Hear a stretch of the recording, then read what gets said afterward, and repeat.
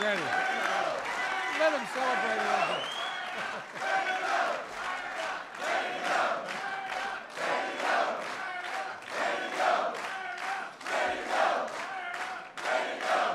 Thank you. Mr. President, I think we got a happy room here. It seems ridiculous to say thank you all for being here. Ladies and gentlemen, to state the obvious, this is a historic day.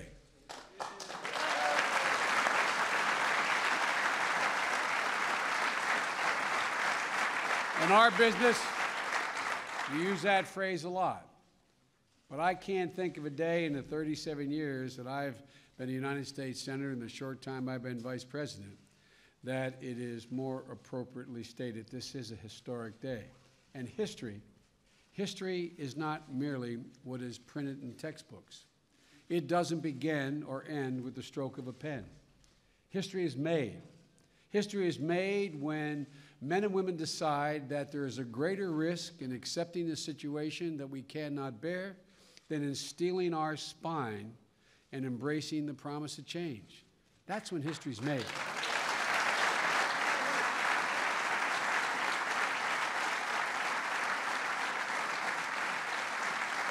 History is made when you all assembled here today, members of Congress, take charge to change the lives of tens of millions of Americans through the efforts of those of us lucky enough to serve here in this town. That's exactly what you've done. You've made history. History is made when a leader steps up, stays true to his values, and charts a fundamentally different course for the country. History is made when a leader's passion is matched with principle to set a new course. Well, ladies and gentlemen, Mr. President, you are that leader. You have...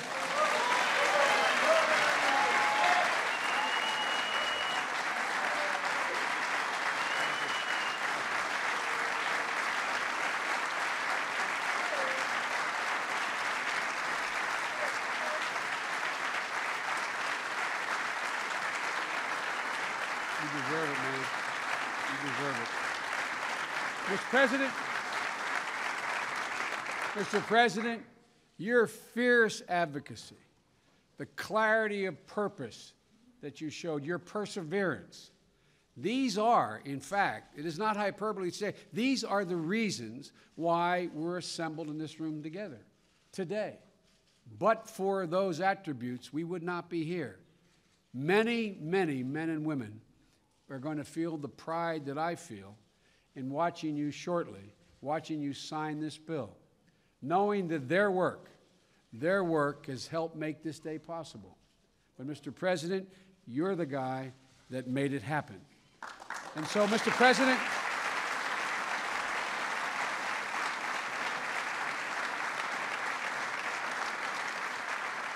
all of us, press and elected officials assembled in this town over the years, we've seen some incredible things happen. But you know, Mr. President, you've done what generations of not just ordinary, but great men and women have attempted to do. Republicans as well as Democrats. They've tried before. Everybody knows the story, starting with Teddy Roosevelt. They've tried. They were real bold leaders. But, Mr. President, they fell short. You have turned, Mr. President, the right of every American to have access to decent health care into reality for the first time in American history.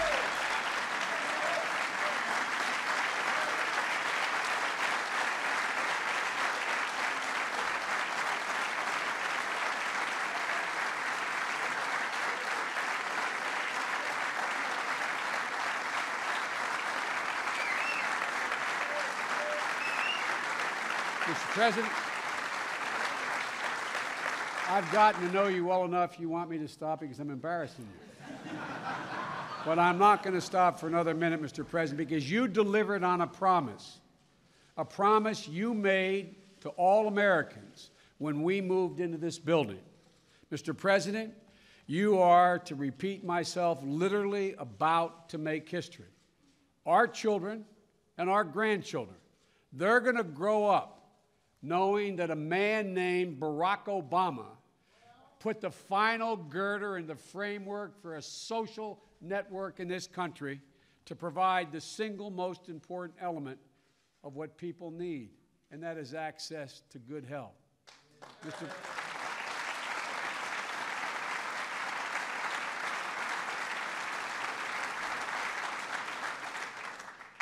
And that every American from this day forward will be treated with simple fairness and basic justice.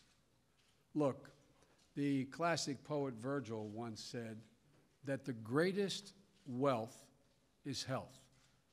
The greatest wealth is health. Well, today, America becomes a whole lot wealthier because tens of millions of Americans will be a whole lot healthier from this moment on.